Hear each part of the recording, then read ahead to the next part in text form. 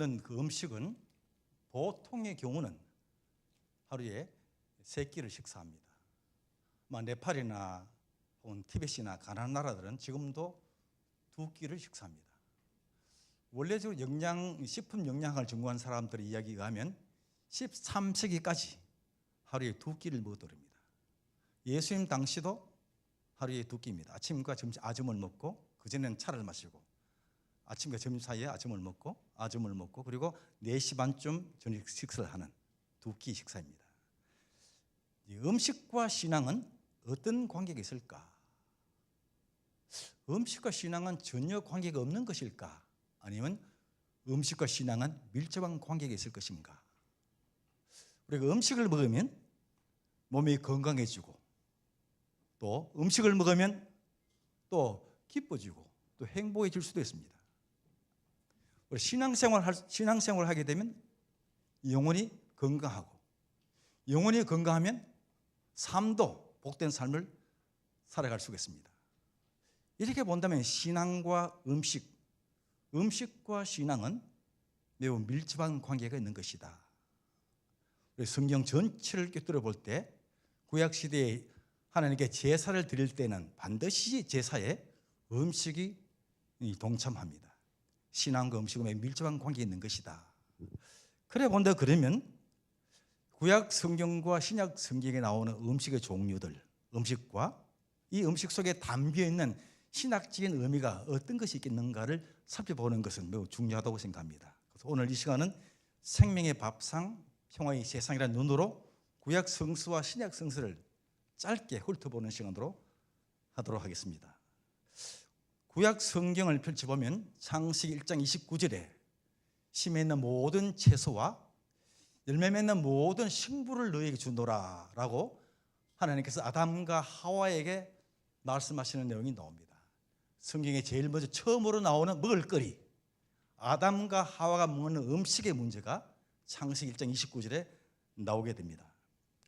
창세기 1장 29절에 나오는 먹을거리를 오늘의 눈으로, 신학적인 눈으로 보다 정밀하게 검토해 볼 필요가 있습니다. 아담과 하와가 먹었던 에덴의 밥상은 어떤 밥상일까? 아담과 하와가 먹었던 에덴의 밥상은 모름지기 하나님의 풍성한 생명과 하나님의 평화를 마음껏 만끽한 생명의 밥상이었다라고 생각합니다. 예를 들면 아담과 하와가 이 넓은 들판을 바라보고 섰을 때에는 풀벌레 소리, 새 소리, 바람 부는 소리, 물소리들, 온갖 동물들의 울음소리들 등등이 있었을 것입니다. 또 하나님의 신비한 오묘하고도 신비한 창조의 섭리의 손길도 있었을 것입니다.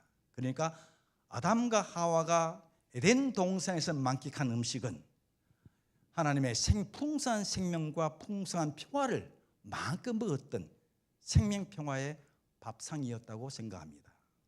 오늘의 사회를 본다면 반생명적인 것, 반평화적인 모습들이 굉장히 많습니다.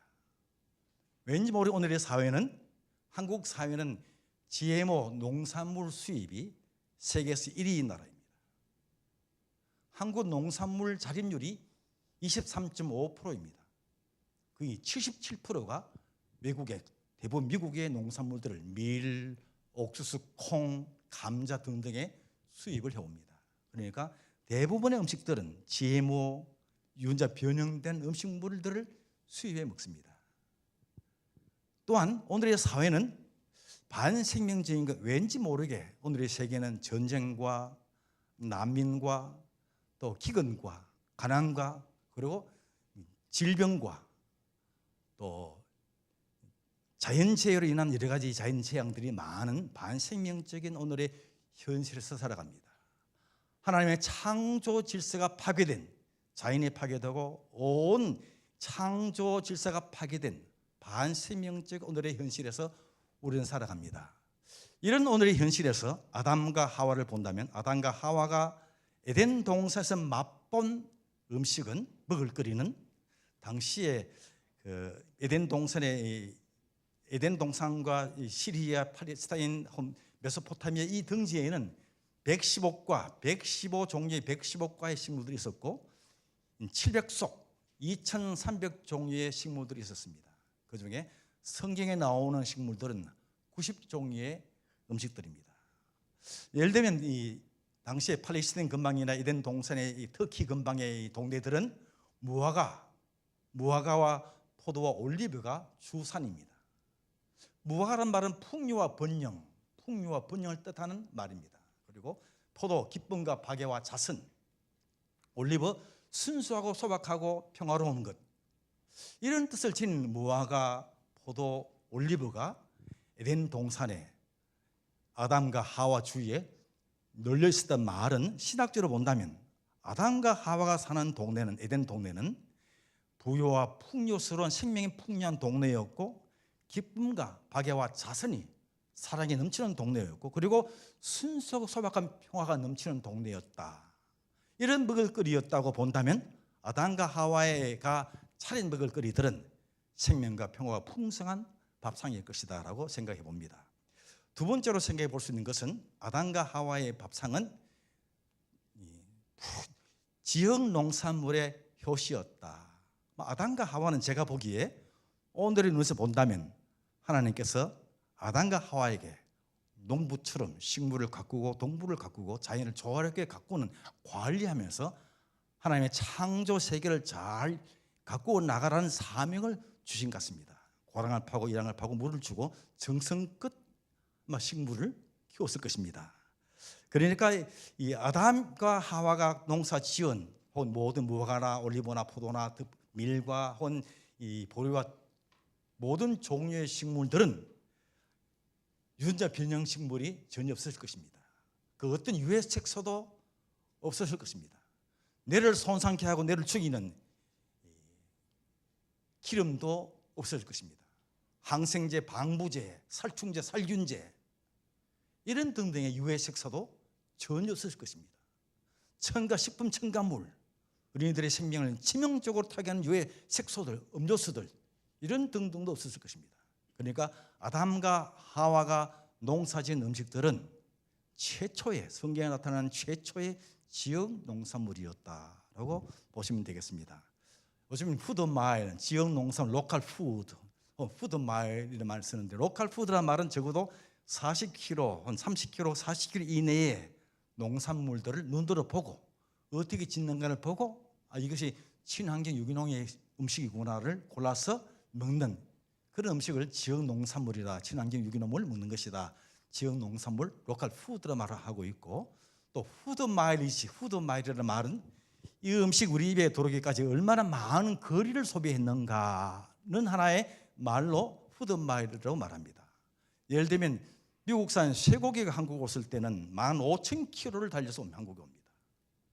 아르헨티나산 쇠고기를 먹을 경우는 21,000km를 달려서 옵니다. 네덜란드산 돼지고기를 먹을 때는 8,000km를 달려옵니다. 호주산 소고기를 먹을 때는 8,000km를 달려옵니다. 그러니까 결국 우리 밥상에 먹는 음식들은 출처가 불분명한, 그리고 출처가 분명하다 하더라도 15,000km에 한 21,000km의 석유를 떼어서 오기 때문에 사실은 석유를 떼기 때문에 탄산가스가 발동하는 게 너무나 많기 때문에 오존층을 파기하는 데 이르니까 아담과 하와가 만든 음식은 최초의 지역 농산물로서 로컬 푸드의 효시였다, 그렇게 생각을 해봅니다. 세 번째로 아담과 하와가 만들었던 음식물들은 하나님의 신비한 창조의 섭리와 우주적 사랑을 맛본 음식이었다고 생각합니다. 우리는 아이가 어머니의 젖을 먹음으로 어머니의 모습을 알아갑니다. 어머니의 젖을 먹음으로 어머니의 맛을 알아갑니다. 마찬가지로 하나님이 주신 음식, 농사의 4대 요소는 햇볕, 물, 공기, 흙, 그리고 사람이 농사를 짓습니다. 그러니까 살 한 알, 한 밥톨 산 한 알에 하나님의 사랑과 하나님의 햇볕과 물과 공기와 흙과 사람의 땀방울이 담겨 있는 하나님의 사랑이 담겨 있는 음식들입니다. 그러므로 어린 아이가 어머니의 젖을 먹음으로 어머니의 알아가듯이, 맛을 보고 어머니를 알아가듯이 하나님의 주신 음식을 먹음으로써 하나님의 사랑을 맛볼 수 있는 최초의 미식가이다. 좀 텔레비에 셰프에서 음식 프로그램들이 많습니다. 미식가들도 많이 나타납니다. 그러나 최초의 아담과 하와는 하나님의 사랑이 담긴 음식을 먹음으로써 하나님의 사랑을 맛본 최초의 미식가였다라는 점에서 아담과 하와는 하나님의 신비스러운 창조의 섭리와 생명 공동체를 사랑하시는 하나님의 사랑을 맛본 사람이었다는 점에서 하나님의 우주적 사랑을 맛본 사람이었다고 생각합니다. 그런 점에서 아담과 하와의 밥상은 지구적 생명 공동체를 사랑하시는 하나님의 사랑을 맛본 밥상이었다고 생각합니다. 흔히들 한국 사람들은 우리가 된장을 많이 먹습니다. 된장과 신앙은 밀접한 관계가 있습니다. 된장을 신학적으로 좀 분석해 본다면 엄청난 신앙에 우리가 힘과 용기를 줄 수 있습니다. 된장은 5가지 덕스러운 점이 있습니다. 조선시대에 된장 5덕이라고 말했습니다. 첫 번째 된장의 아름다운 덕스러운 점은 된장은 자기의 맛을 내는, 변함없이 자기의 맛을 내는 일편단심의 덕스러운 점을 가지고 있습니다. 신앙 또한 하나님을 믿는 신앙, 믿고 고백한 신앙이 일편단심으로 끝까지 가야만 좋은 신앙이라 말해볼 수 있습니다. 된장의 첫 번째 아름다운 점은 단심에 자기 맛을 내는 것. 된장의 두 번째 좋은 점들은 그 맛이 항심 오래가는, 된장이 10년 가더라도 20년 가더라도 겉은 새카맣지만 안을 찍어보면 숙성된 노란 된장이 있습니다. 10년 되어도 그 맛 변함이 없습니다. 항심, 오래 가더라도 기한이 오래 가거나 연수가 오래 가도 그 맛을 내는 항심의 아름다운 점이 있습니다. 세 번째 된장의 아름다운 점은 고기를 생선을 구울 때 냄새가 많이 납니다. 요즘 텔레비 보면 생선을 고등어를 구울 때 미세먼지가 보통 때보다 27배가 많이 나온다고 얘기합니다만 고기를 구울 때 냄새가 나니까 된장을 좀 쳐서 바르면 냄새가 사라집니다. 그래서 조선시대는 냄새를 제거한다 해서 착한 마음, 그래서 이 당시에 조선시대는 불심, 신앙의 마음이다 불렀는데 저는 불심을 빼고 신앙의 마음, 신심으로 바꿉니다. 이 된장은 냄새를 제거하는 것이니까 신앙의 마음, 신심을 가지고 있는 것이다. 네 번째 된장의 아름다운 점은 매운 고추가 있을 때, 된장을 끓일 때 매운 고추를 넣으면 매운 고추가 맛이 좀 순해집니다. 그래서 착한 마음, 아주 매운 고추를 순하게 한다 해서 선심, 착한 마음이다. 다섯 번째는 매우 중요한 신학적 뜻이 강한 이 내용이 담겨 있는데, 마지막 다섯 번째의 된장이 아름다운 점은 된장은 어떤 음식과도 조화를 이룩하는 조화로운 음식, 평화의 음식이다. 자, 그렇다면 된장을 제대로 끓이더라도, 된장을 이런 신앙의 마음으로 된장을 끓인다면 굉장히 신앙적인 우리가 배움이 있을 것이라고 생각합니다. 아무튼 에덴 동산의 밥상은 신학적으로 좀 의미해 본다면 오늘 우리가 살아가는, 앞으로 살아가야 할 이 하나님의 나라의 모습들을 종말론적으로 우리에게 예시 주는 것이 아닌가. 하나님 나라의 모습은 생명과 평화가 풍성한 것이 하나님의 나라다라고 하는 것. 하나님의 나라의 모습은 지역 농산물을 먹음으로 건강한 생명력이 풍성한 삶을 살아가고 생명의 충만함을 살아가고 생명의 안전함을, 건강한 먹거리는 생명의 안전을 지키고 생명을 더 풍성케 하고 충만한 생명을 누리는 것이니까 에덴 동산의 아담과 하와의 밥상 두 번째의 그 뜻은 지역 농산물을 먹음으로써 생명의 안전함을 지키고 그리고 생명의 풍성함과 충만한 생명을 유지하는 지역 농산물로서의 그 뜻이 있는 것이 아니겠는가. 그리고 오고 오는 모든 인류의 세계가 하나님의 창조의 질서를 맛보고 하나님 우주적 사랑을 맛본다면 이것이야말로 종말론적인 하나님 나라의 희미한 그림자가 아니겠는가. 그런 점에서 에덴 동산은 하나님 나라의 희미한 그림자를 우리에게 보여준다고 생각합니다. 저는 성서 전체에 에덴의 밥상의 뜻이 성서 전체에 담겼다고 생각합니다. 우리가 구약 성경에 만나의 밥상이 나옵니다. 출애굽하고 난 이후에 이스라엘 백성들이 우리가 출애굽하지 않았더라면 애굽 땅에서 고기가 막혀서 고기를 먹었을 텐데라고 불평과 과음을 지릅니다. 이 하나님은 모세를 통해서 만나와 메추라를 주겠다. 출애굽기 16장 19절 이하에 잘 나타나 있습니다. 만나 메추라기는 아침에는 만나를, 밤에는 메추라기를 한 호멜씩 2.3리터씩 가져가도록 합니다. 그런데 만나의 신학, 우리가 만나를 쭉 얘기하지, 만나의 신학이라는 것은 만나가 가지고 있는 신학적인 뜻이 네 가지 있다고 생각합니다. 이 모든 사람들에게 각자 한 사람당 한 호멜씩 가져가게 했다는 말은 모든 사람들은, 하나님의 형상을 입은 사람들은 모두 다 평등한 사람이라는 뜻이 만나의 밥상에 담겨 있습니다. 모두가 평등하다, 모두가 평등한 밥상이라는 것이죠. 만나의 밥상의 두 번째 중요한 것은 모두가 다 넉넉한 한 호멜씩 가지고 갔으나 더 많이 가져간 사람들 다 썩어버리고 모두가 다 넉넉한 만족한 밥상이었다는 것이죠. 그리고 만나의 밥상은 약자가 보호받는, 그 사회에 소외된 사람이나 가난한 사람이나 못 사는 사람들이라도 만나의 밥상은 모두가 다 약자가 보호받는 그런 밥상이었던 점에서 에덴의 밥상의 그 큰 뜻을 이어오고 있습니다. 이런 정신들이 예수 그리스도의 오병이어의 밥상에도 잘 나타납니다.